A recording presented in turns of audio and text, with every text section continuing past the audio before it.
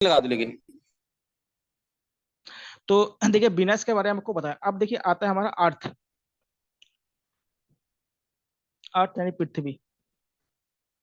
ये भी क्या है आपका ठोस ग्रह है, पृथ्वी या अर्थ।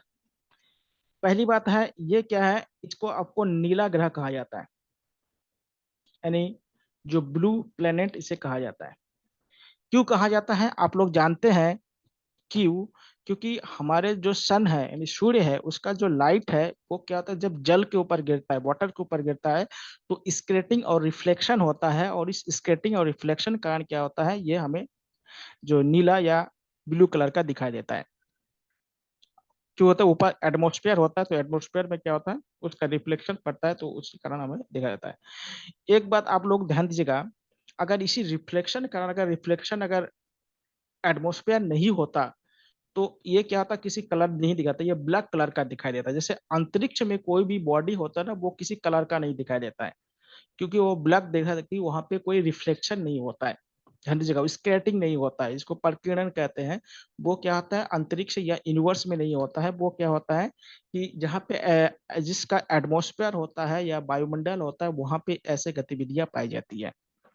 दूसरी बात है, इसे जीवित ग्रह कहा जाता है, यानी लिविंग प्लेनेट कहा जाता है, जीवित ग्रह।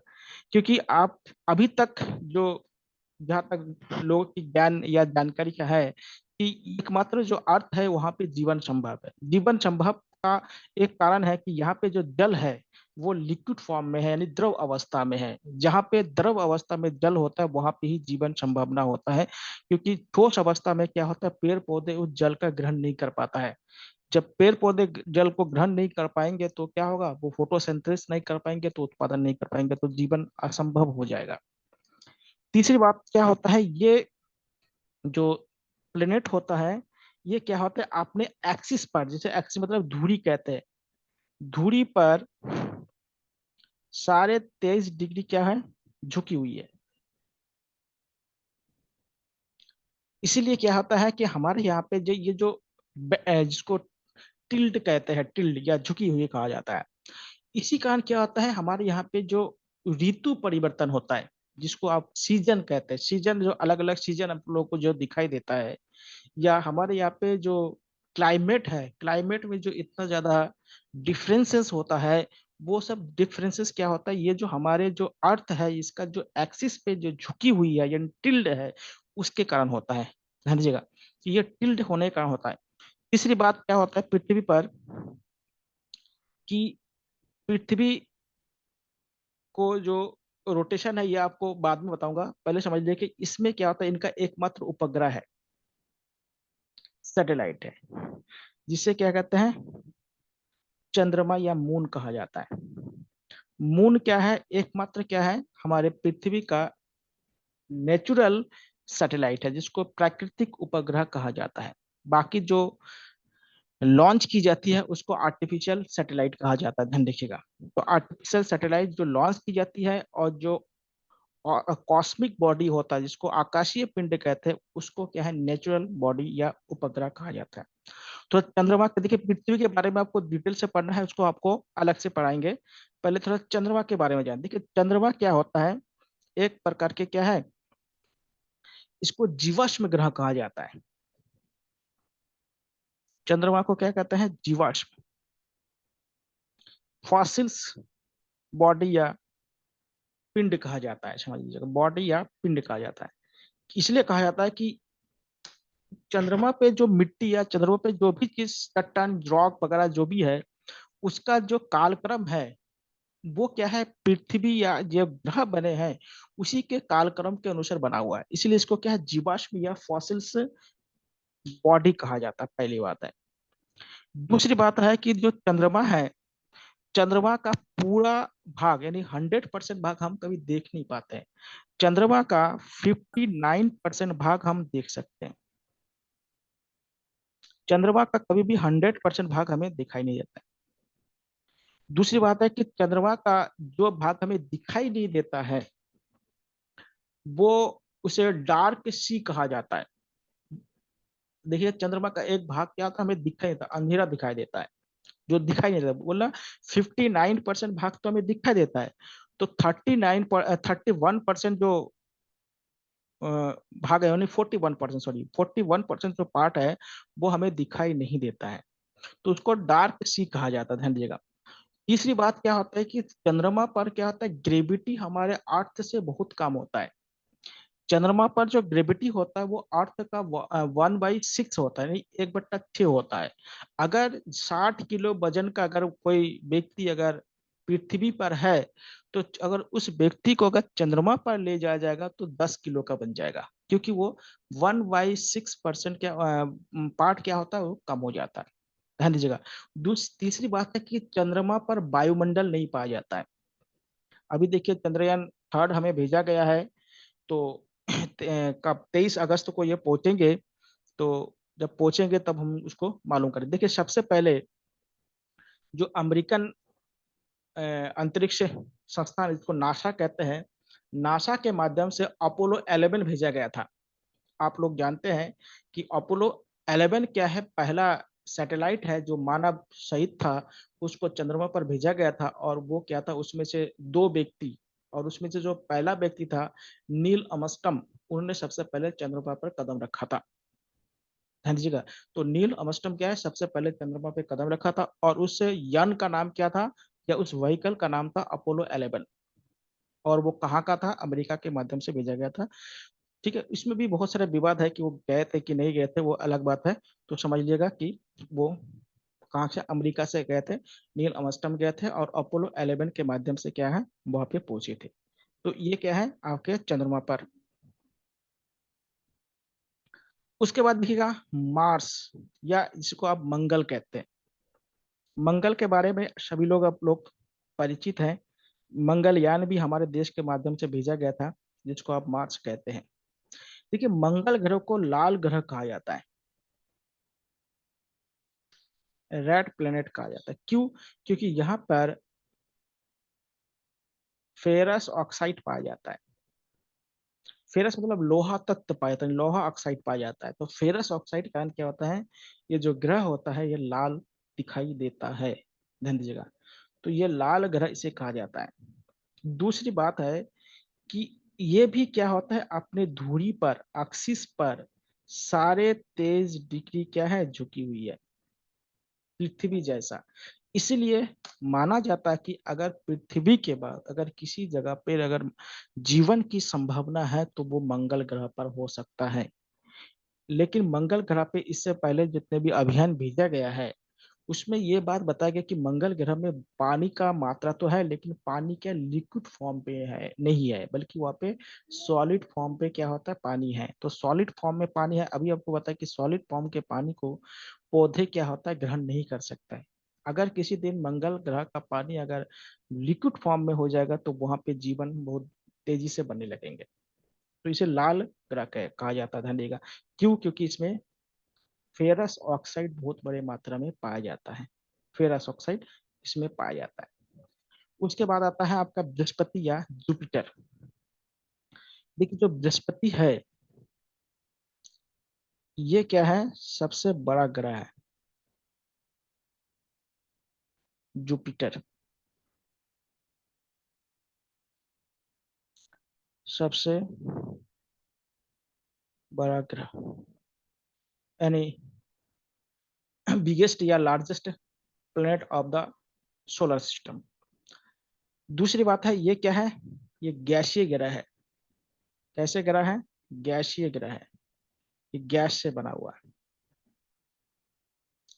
ठीक है, ये क्या है, गैसीय ग्रह है। और एक बात ध्यान रखिएगा, ये जो मंगल और जो बृहस्पति है, यानी जुपिटर और मार्स है, इस दोनों के बीच में देखिएगा ये जो चीज आपको दिखाई दे रहा है, ये लाइन, यहाँ पे बहुत सारे क्या है, क्षुद्र ग्रह पाए जाते हैं, जिसको एस्ट्रॉइड कहा जाता है। एस्ट्रॉइड्स कहा जाता है। अगर आपसे पूछा जाए कि एस्ट्रॉइड किन 2 ग्रहों के मध्य पाया जाता है, तो वो मंगल और जुपिटर के बीच में पाया जाता है। तो मंगल और जुपिटर यानी मंगल और बृहस्पति के बीच में क्षुद्र ग्रह पाया जाता है या एस्ट्रॉइड पाया जाता है। ये तो बृहस्पति क्या है, सबसे बड़ा ग्रह है, और एक गैसीय ग्रह है, मतलब इसमें गैस का बना हुआ होता है। अब गैस का बना होगा तो ये क्या होगा, हल्का होगा, और क्या होगा, इसका डेंसिटी भी क्या होगा, कम होगा। उसके बाद आता है शनि या सैटर्न। देखिए जो शनि होता है, ये क्या है, इसमें ये दूसरा सबसे बड़ा ग्रह है, दूसरा सबसे बड़ा ग्रह। दूसरी बात है, इसमें 7 रिंग पाया जाता है, वलय पाया जाता है। आपको दिखाई दे रहा है, ये देखिए रिंग है, तो ये 7 होता है, 7 रिंग पाया जाता है। और वो रिंग किसका बना है, गैस का, क्योंकि ये भी क्या है, एक गैसीय ग्रह है। तो ये रिंग, ये क्या है, एक प्रकार का गैसीय ग्रह है, गैसीय ग्रह, ध्यान दीजिएगा। तो ये क्या है, गैसीय ग्रह है, और इसमें क्या होता है, रिंग पाया जाता है, ध्यान दीजिए, ये देखिए रिंग पाया जाता है। और ये दूसरा सबसे बड़ा ग्रह है। सबसे बड़ा क्या है, आपका जुपिटर है, जुपिटर के बाद सैटर्न है, ध्यान दीजिएगा। उसके बाद आता है यूरेनस, जिसको अरुण कहते हैं। अरुण ज्यादा इंपॉर्टेंट नहीं है, ये थोड़ा सा इसको, ये भी क्या है, ये गैसीय ग्रह है, गैसीय ग्रह। और इसको क्या है, पीला ग्रह भी कहा जाता है, येलो प्लेनेट भी इसे कहा जाता है। इसे क्या कहा जाता है, येलो प्लेनेट भी इसे कहा जाता है, ध्यान दिएगा। तो ये पीले कलर का इसको दिखाई देता है। और लास्ट है आपका वरुण है, जिसको नेपच्यून कहा जाता है।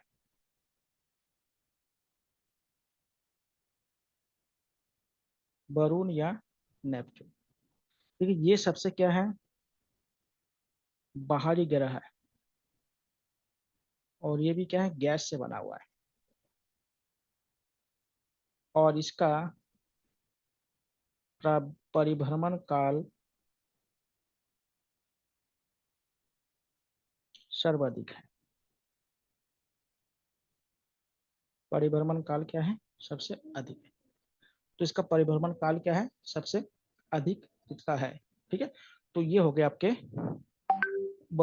जो वरुण या नेपच्यून ग्रह है, इसके बारे में। अब हम लोग देखते हैं कि अर्थ के बारे में देखते हैं कि अर्थ क्या है, क्या पोजीशन है अर्थ की। ठीक है, हमारा जो अर्थ है वो पूरी तरह से क्या है, गोल नहीं है, बल्कि दोनों साइड्स क्या है, थोड़ा सा चपटा है। जैसे आप लोगों ने ऑरेंज देखा होगा, संतरा देखा होगा, तो संतरा जैसा है। तो दोनों साइड थोड़ा सा क्या है, चपटा है। और इस तरह से थोड़ा सा दोनों साइड क्या है, ऊपर के दोनों साइड क्या है, चपटा है यहाँ पे, यहाँ पे।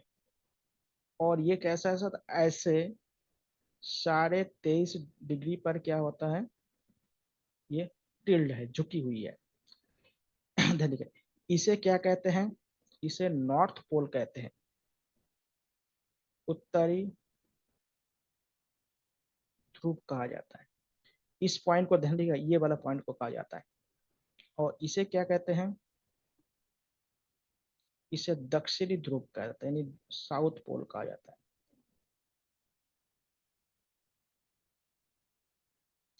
और देखिएगा, आप लोग देखे होंगे ना कि हमारे अर्थ पे मैग्नेटिक फील्ड होता है। जैसे आपको बताऊं कि अर्थ में क्या होता है, मैग्नेटिक फील्ड क्यों होता है, क्योंकि अर्थ के जो आंतरिक भाग है उसको कोर कहा जाता है, जो कोर कहते हैं हिंदी में, इंग्लिश में इसको कोर कहते हैं। वहां पे निकिल और फेरस यानी लोहा पाया जाता है। और निकिल और लोहा पाने के कारण क्या होता है, वहां पे एक प्रकार का अट्रैक्शन मोशन उत्पन्न होता है, फोर्स उत्पन्न होता है। और वही अट्रैक्शन फोर्स क्या होता है, हमारे अर्थ में क्या होता है, एक मैग्नेटिक फील्ड जनरेट करता है। देखिए यहाँ पे क्या होता है, हमारे उत्तरी ध्रुव का क्या होता है, मैग्नेटिक फील्ड होता है, का सेंटर होता है।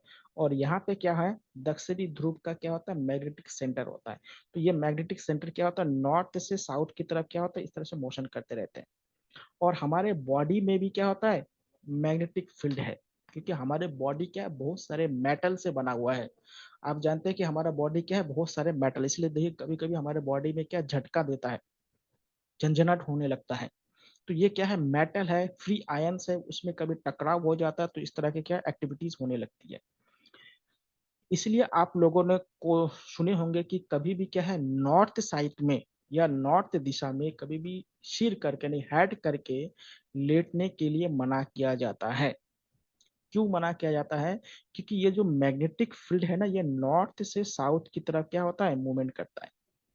नॉर्थ से साउथ की तरफ मूवमेंट करता है, और हमारे बॉडी में भी क्या होता है, जो मैग्नेटिक फील्ड है वो भी मूवमेंट करता रहता है। अगर हमारा अर्थ और हमारे बॉडी का अगर मैग्नेटिक फील्ड कभी अगर एक ही डायरेक्शन में हो जाता है, तो हमारा बॉडी अनएक्टिव हो जाता है, बॉडी काम नहीं कर पाता है। ध्यान दीजिएगा, बॉडी क्या है, काम नहीं कर पाता है।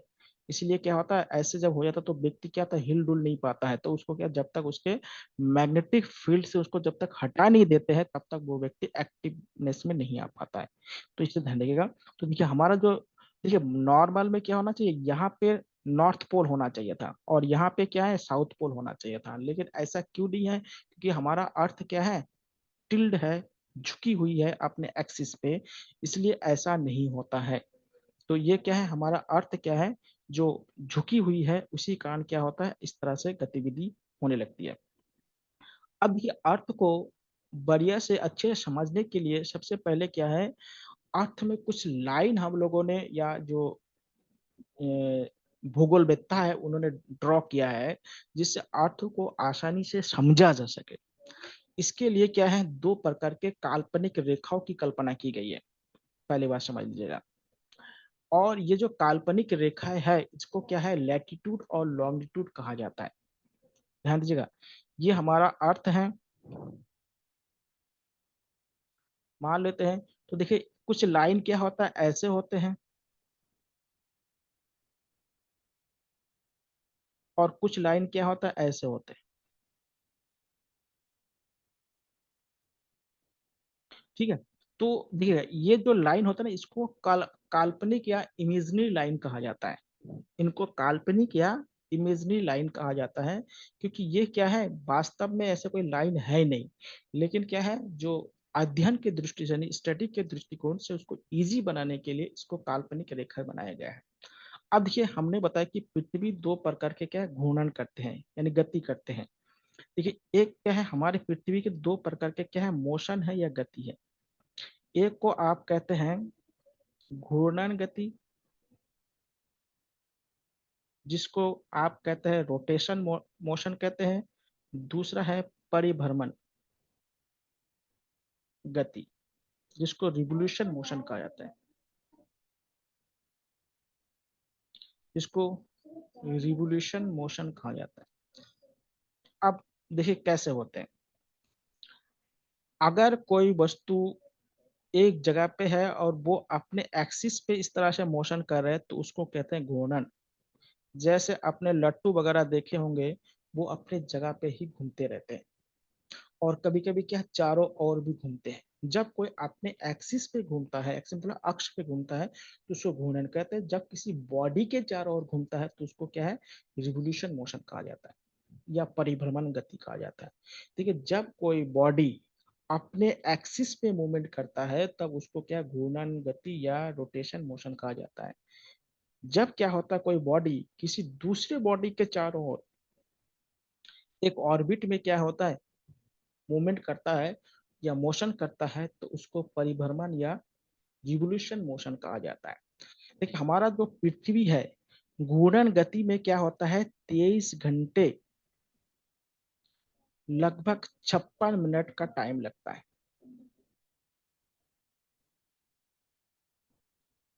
हमारा जो पृथ्वी है, एक घूर्णन गति करने में 23 घंटा 56, पूरी तरह से 24 घंटा नहीं देखते। जैसे हम लोग नॉर्मली क्या होता है, बोलते हैं कि 24 घंटा में एक चक्कर लगाते हैं, ऐसा नहीं है, 4 मिनट कम होता है।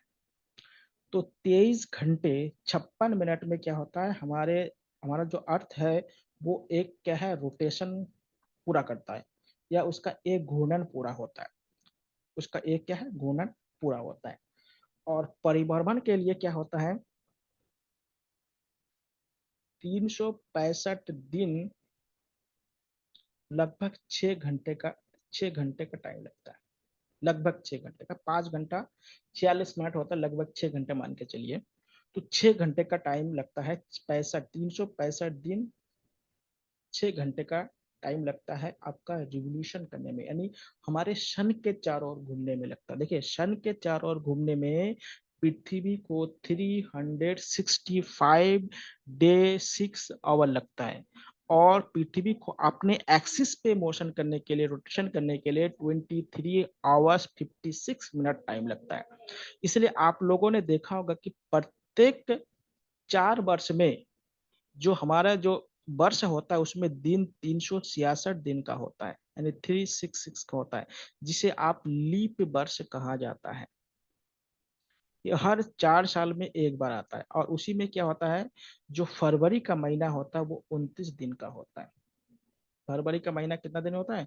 फरवरी का महीना 29 दिन का होता है, 4 वर्ष में एक बार होता है।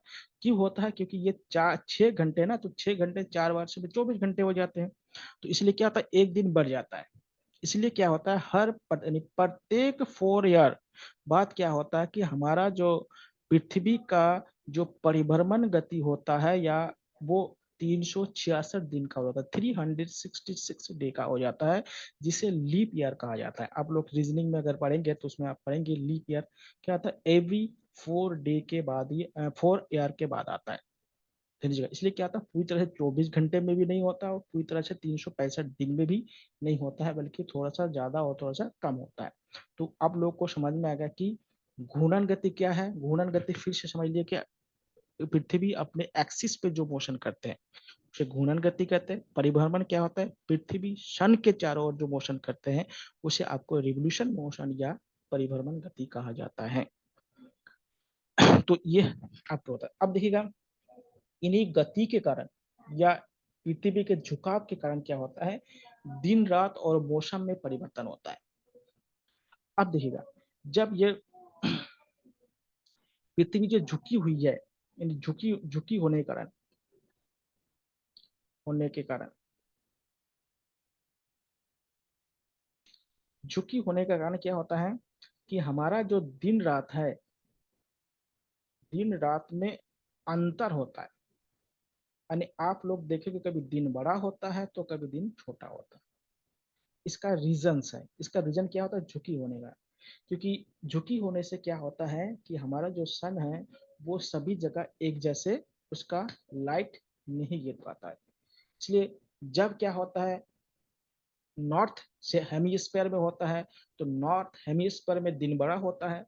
जब सन का जो लाइट क्या होता है, साउथ हेमिस्फीयर में होता है, तो साउथ हेमिस्फीयर में क्या दिन बड़ा होता है। तो इसलिए जो दिन का छोटा बड़ा होता है वो क्या होता है, या अंतर होता है, वो झुकी होने। और घूर्णन गति से क्या होता है, घूर्णन गति से क्या होता है, दिन रात होता है। घूर्णन गति से क्या होता है, दिन रात होता है। अगर हमारा पृथ्वी अगर घूर्णन गति नहीं करता तो हमारा हर जगह क्या होता है, एक जैसा होता है। अगर भारत में दिन होता तो भारत में ही दिन होता, और अमेरिका में दिन होता तो अमेरिका में ही दिन होता। अगर पृथ्वी घूर्णन गति या रोटेशन मोशन अगर नहीं करता, तब की बात बोल रहा हूं। अगर अब करता है तो ऐसा नहीं होता। नहीं जी। अब देखिए, जो दिन का छोटा और बड़ा होने का क्या कारण है पहले समझ लीजिएगा। इससे पहले एक चीज और समझ लीजिएगा, जो परिभ्रमण गति होता है इसमें जलवायु में परिवर्तन होता है। जो परिभ्रमण गति होता है, गति, इससे क्या होता है, जलवायु में अंतर होता है, जलवायु में भिन्नता होती है। जलवायु क्या होता है, अलग अलग प्रकार के होते हैं। अब कैसे होते हैं पहले समझ लीजिएगा। अब मान लेते हैं, कभी पृथ्वी सूर्य के नजदीक होते हैं, कभी पृथ्वी सूर्य से दूर चला जाता है, ऐसा होता है। अब जब पृथ्वी के नजदीक होगा तब उसमें सूर्य का प्रकाश ज्यादा गिरेगा, तो उसमें उस जगह पे गर्मी ज्यादा होगा, और जहाँ पे दूर चला जाएगा वहां पे ठंडा हो जाएगा। तो ये क्या है, परिभ्रमण के कारण होता है। क्योंकि आप लोगों ने अगर थोड़ा सा फिजिक्स पढ़े हैं तो उसमें आप लोगों ने एक नियम पढ़े होंगे, केपलर लॉ। केपलर लॉ में एक आप लोगों ने सिद्धांत पढ़े होंगे, तीन उसमें थोड़ी दिया गया था, नियम दिया गया था। उसमें जो पहला नियम था उसमें बताया गया कि जो हमारा प्लेनेट है वो सन के चारों ओर जो दीर्घ वृत्ताकार पथ पे या जो हाइपर पैराबोला होता है उसी में क्या होता है, वो मोशन करते हैं। तो इसमें देखिएगा जो पैराबोला का जो आप साइज अगर आप लोगों ने देखा होगा तो क्या होता है, एक सिरा उसका लंबा होता है और एक सिरा क्या होता है उसका थोड़ा सा सकड़ा यानी पतला होता है। उसी कारण क्या होता है ये सारे मोशन होते लगते हैं। अब देखिएगा कि हमारे पृथ्वी झुकी नीचे दिन रात कैसे छोटा हो जाता है। देखिए ये हमारा पृथ्वी है। देखिए दो प्रकार के रेखा आपको बताया था। पहले हम क्या होता है, ये जो रेखा है इधर मान लेते हैं ईस्ट, ये हमारा वेस्ट है, ये हमारा नॉर्थ है और ये हमारा साउथ है। देखिए ये जो लाइन है ना इसको आपको कहते हैं लैटिट्यूड कहा जाता है। और लैटिट्यूड आपको बताऊंगा, अभी पहले इसको थोड़ा सा यहाँ समझ लेते हैं। ये लैटिट्यूड जो होता है ना वो ईस्ट से वेस्ट की ओर क्या होता है ये ड्रॉ किया जाता है, यानी पूर्व से पश्चिम की तरफ इसको खींची जाती है। और जो बीच का जो लैटिट्यूड है इसको 0 डिग्री लैटिट्यूड कहा जाता है, 0 डिग्री लैटिट्यूड कहता है। और इसे भूमध्य रेखा या विषुवत रेखा या मेरिडियन लाइन कहा जाता है, इसको मेरिडियन लाइन कहा जाता है। इसके ऊपर एक और लाइन है जो 23.5 डिग्री नॉर्थ है, उत्तर दिक् ये नॉर्थ की है, इसे आप कर्क रेखा कहते हैं। और इसे क्या कहते हैं आप, भूमध्य रेखा कहते हैं, भूमध्य रेखा कहते हैं। ये थोड़ा सा टेक्निकल चीज है तो इसलिए थोड़ा सा ध्यान दीजिएगा। और साउथ में एक और इमेजनरी लाइन होता है जो 23.5 साउथ, इसको कहते हैं मकर रेखा कहा जाता है। और ये वाला जो पार्ट है इसे क्या कहते हैं, साउथ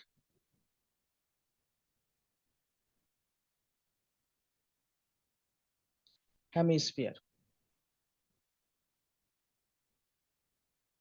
और ये जो वाला पार्ट आपको दिखाई दे रहा है इसको कहते हैं नॉर्थ हेमिस्फीयर। ध्यान दीजिएगा।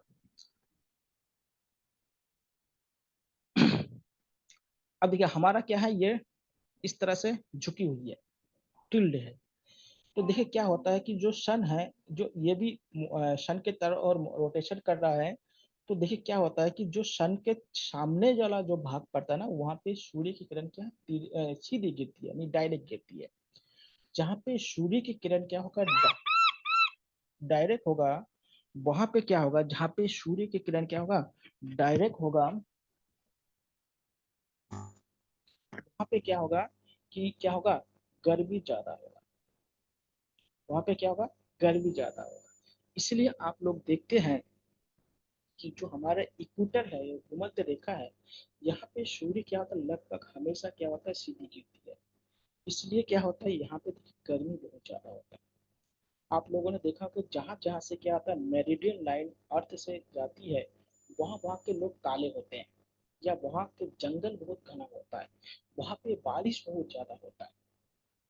क्यों होता है, क्योंकि वहां पे गर्मी होगा तो वेपोराइजेशन ज्यादा होगा, वाष्पीकरण ज्यादा होगा, और वाष्पीकरण ज्यादा होगा तो बारिश बहुत ज्यादा होगा, और बारिश ज्यादा होगा तो वहां पे फॉरेस्ट ज्यादा होगा। अगर गर्मी ज्यादा होगा तो क्या होगा, वहां पे जो मनुष्य है उसकी स्किन में मेलेनिन ज्यादा बनेंगे, लोग काले होंगे। समझे। जैसे जैसे हम पोल की तरफ जाते हैं, देखिए ये क्या है, इक्वेटर लाइन है, और इक्वेटर लाइन से इधर आपका नॉर्थ पोल है और इधर आपका साउथ पोल है।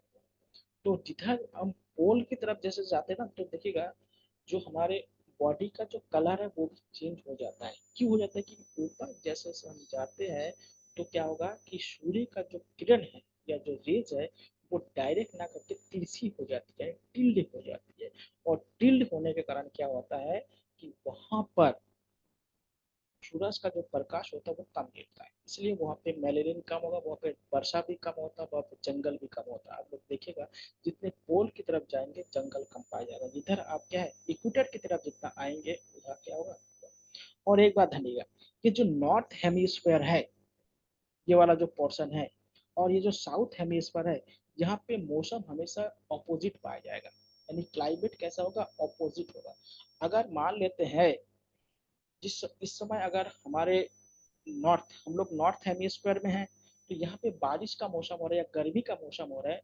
इस समय अगर आप साउथ हेमिस्फीयर में जाएंगे, जैसे ऑस्ट्रेलिया वगैरह है, तो वहां पे क्या होगा, इस समय ठंडे का मौसम है। वहाँ पे किस तरह का मौसम होगा, वहाँ पे जैसे इस हमारे वहाँ पे जिस तरह का मौसम होगा, जस्ट ऑपोजिट होगा।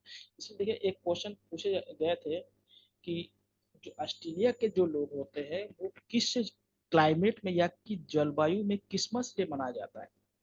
जैसे हम लोग किस मौसम में क्रिसमस डे मनाते हैं, हम विंटर सीजन में मनाते हैं, मतलब ठंडे के मौसम में मनाते हैं। तो ऑस्ट्रेलिया में कैसा होगा, वहाँ पे समर सीजन हो जाएगा, क्योंकि अपोजिट, जस्ट अपोजिट, नॉर्थ में जैसा क्लाइमेट होगा उसके अपोजिट क्या होगा, साउथ में भी उसका अपोजिट क्लाइमेट होगा। ये तो पहली बात है। दूसरी बात क्या होगा, ध्यान दीजिएगा, जो हमारे पृथ्वी है उसमें क्या है, जो